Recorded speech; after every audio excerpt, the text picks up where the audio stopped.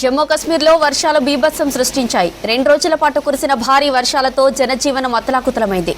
రోడ్లపై కొండ చర్యలు విరిగిపడడంతో రాకపోకలు బంద్ అయ్యాయి.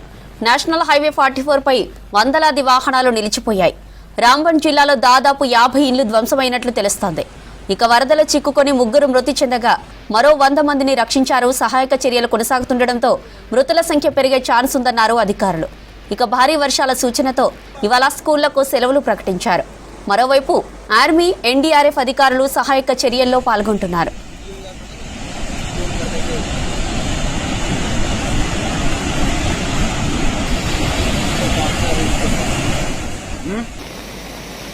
భారీ వర్షాలతో చీనాబ్ నదికి వరద పెరిగింది. దీంతో చీనాబ్ నదిపై ఉన్న డ్యాంలు తెరిచి నీటిని దిగువకు విడుదల చేస్తున్నారు అధికారులు. లోతట్టు ప్రాంతాల్లోని ప్రజలు అప్రమత్తంగా ఉండాలని హెచ్చరించారు. నది ప్రవాహానికి దూరంగా ఉండాలని సూచించారు అధికారులు. జమ్మూ కశ్మీర్లో వరద ప్రభావిత ప్రాంతాల ప్రజలను సురక్షిత ప్రాంతాలకు తరలించారు అధికారులు.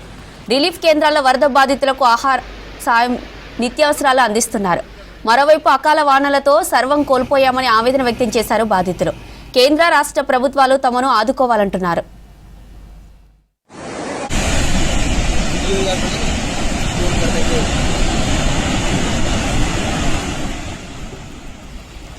జమ్మూ కశ్మీర్లో వర్షాలు బీభత్సం సృష్టించాయి. 2 రోజుల పాటు కురిసిన భారీ వర్షాలతో జనజీవనం అతలాకుతలమైంది.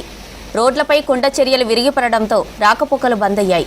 నేషనల్ హైవే 44 పై వందలాది వాహనాలు నిలిచిపోయాయి.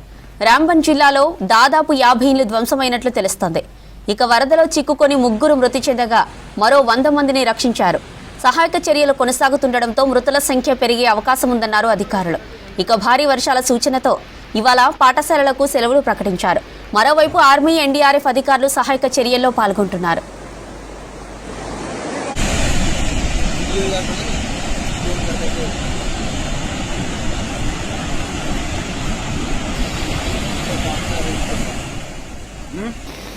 భారీ వర్షాలతో చీనాబ్ నదికి వరద పెరిగింది. దీంతో చీనాబ్ నదిపై ఉన్న డ్యాంలు తెరిచి నీటిని దిగువకు విడుదల చేస్తున్నారు అధికారులు. లోతట్టు ప్రాంతాల్లోని ప్రజలు అప్రమత్తంగా ఉండాలని హెచ్చరించారు. నది ప్రవాహానికి దూరంగా ఉండాలని సూచించారు. జమ్మూ కశ్మీర్లో వరద ప్రభావిత ప్రాంతాల ప్రజలను సురక్షిత ప్రాంతాలకు తరలించారు అధికారులు. రిలీఫ్ కేంద్రాల్లో వరద బాధితులకు ఆహారం సహా నిత్యావసరాలు అందిస్తున్నారు అధికారులు.